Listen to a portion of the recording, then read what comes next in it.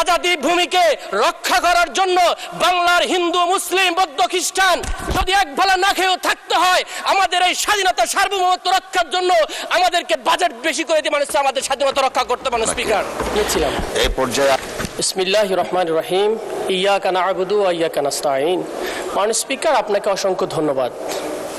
একজন বিরোধী দলের দায়িত্বশীল সদস্য হিসেবে আমি মনে করি সরকারের সমালোচনার পাশাপাশি সরকারকে বিকল্প পথ দেখিয়ে দেওয়া আমার দায়িত্ব। সেই আসপেক্ট থেকে এই বাজেট নিয়ে কিছু কথাবার্তা বলতে চাই। মাননীয় স্পিকার, এই বাজেট নিয়ে তো অনেক কথা হলো।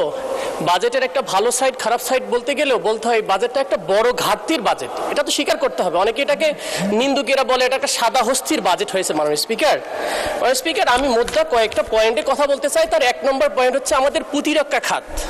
মাননীয় স্পিকার, প্রতিরক্ষা খাতে যে বাজেটটা দেওয়া হয়েছে, আমি তা শুরু করার আগে আমাদের সম্মানিত স্পিকার সাহেব, উনি যেহেতু একজন বীর মুক্তিযোদ্ধা ছিলেন, ওনার সামনে হয়তো বলতে পারলে ভালো হইতো।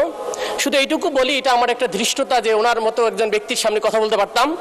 কিন্তু আমরা দেখলাম ওই যুদ্ধের সময়ও যদি আমরা আমাদের প্রতিরক্ষা খাতে যথেষ্ট বরাদ্দ বা অস্ত্র থাকতো, আধুনিক অস্ত্র, তাহলে হয়তো আমাদের লোক দিয়ে আমরা একক কৃতিত্বেই আমরা স্বাধীনতা অর্জন করতে পারতাম। মাননীয় স্পিকার, যেমনটা যদি এটা হয়তো, যেমনটা আমাদের শহীদ প্রেসিডেন্ট জিয়াউর রহমান, তার একটা কামালপুর যুদ্ধের সময় উনি ইন্ডিয়ান পক্ষ থেকে একটা ওয়্যারলেস দেওয়া হয়েছিল ওনাকে, ভাঙা ওয়্যারলেস, যেটাকে উনি রাগ করে ফেলে দিয়ে ইন্ডিয়ান কমান্ডোকে বলেছিল অস্ত্র যখন দিবা, সরঞ্জামাদি যখন দিবা, তখন এমন জিনিস দাও যেটা ফাংশন করে, ডিসফাংশনাল দিও না, এটা আমার জন্য বাধাগ্রস্ত করে। মাননীয় স্পিকার, কেন এই জন্য বলতেছি, আজকে আমাদের প্রতিরক্ষা খাতের যে বাজেট দেওয়া হয়েছে মাত্র 42 কোটি টাকা। মাননীয় স্পিকার, 42,000 কোটি টাকা, যার মধ্যে 35,000 কোটি টাকায় শুধু পরিচালনা ব্যয়, কিন্তু মাত্র 7,000 কোটি টাকা দিয়ে কি আমাদের প্রতিরক্ষা হবে? মাননীয় স্পিকার, এই প্রতিরক্ষা বাজেট দিয়ে যে আমাদের আধুনিক অস্ত্র কেনা হবে, এই অস্ত্র তো প্রতিরক্ষা দিবে শুধু আপনার আমার সবার এই 350 জন সংসদ সদস্যের এলাকার মানুষের প্রতিরক্ষা দেবে। মাননীয় স্পিকার,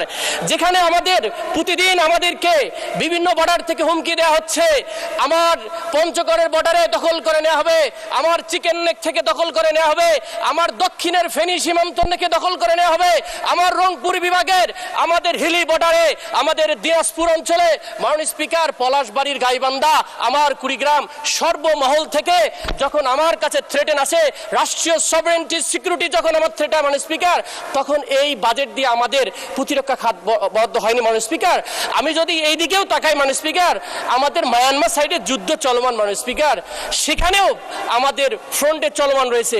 পার্বত্য 3টা অঞ্চল, 3টা জেলা, যেখানে তিনটা বিদ্রোহী গোষ্ঠীর বিরুদ্ধে, কুকি চীনের বিরুদ্ধে আমাদের দুইটা ডিভিশন, আর্মি ডিভিশন কাজ করতেছে। এই বরাদ্দ দিয়ে কি আমাদের প্রতিরক্ষা হবে? মাননীয় স্পিকার, আমি যদি নেভালের কথাও বলি, যেটা আমাদের সামুদ্রিক লাইফলাইন বলি, আমাদের বঙ্গোপসাগর, সেখানে মাত্র সেই 1980 সালের দুইটা সাবমেরিন আছে, আর কিছু অল্প কিছু ফ্রিগেট আছে। এই সক্ষমতা দিয়ে কি আমাদের সমুদ্র বন্দরগুলো রক্ষা করা যাবে? মাননীয় স্পিকার, সেখানে আমাদের দরকার 1 ডজনের অধিক ফ্রিগেট, কভাচ, যত প্রকার আধুনিক সরঞ্জাম, সেগুলো নাই। মাননীয় স্পিকার, এই 7,000 কোটি টাকা দিয়ে সে উন্নয়ন করা সম্ভব? মাননীয় স্পিকার, আমি যদি আমাদের আকাশ প্রতিরক্ষার কথা বলি, সেই চৈনিক বিমান 1960 সালের একটা ডিজাইনের আমরা শুধুমাত্র একটা বিমান দেখতে পারি, এটা F7 দেখতে পারি এবং MiG-29 দেখতে পারি, সেখানে আধুনিকরণ নেই। মাননীয় স্পিকার, আপনার যদি বাজেটের দিক দিয়ে তাকাই, পৃথিবীর অন্যান্য দেশের, ইন্ডিয়াতেও তার জিডিপি 2.5% দেয়, আপনার মায়ানমার জিডিপি 3.5% দেয়, পৃথিবীর অ্যাভারেজের আমরা দেখি 2.2% হচ্ছে বাজেট সামরিক খাতে, প্রতিরক্ষা খাতে আমাদের সেদিকে নেই। মাননীয় স্পিকার, আমরা এই কথাটা বলতে চাই, এই আজাদি ভূমিকে রক্ষা করার জন্য বাংলার হিন্দু মুসলিম বৌদ্ধ খ্রিস্টান যদি এক বেলা না খেয়েও থাকতে হয়, আমাদের এই স্বাধীনতা সার্বভৌমত্ব রক্ষার জন্য আমাদেরকে বাজেট বেশি করে দিয়ে মানুষ আমাদের স্বাধীনতা রক্ষা করতে। মাননীয় স্পিকার।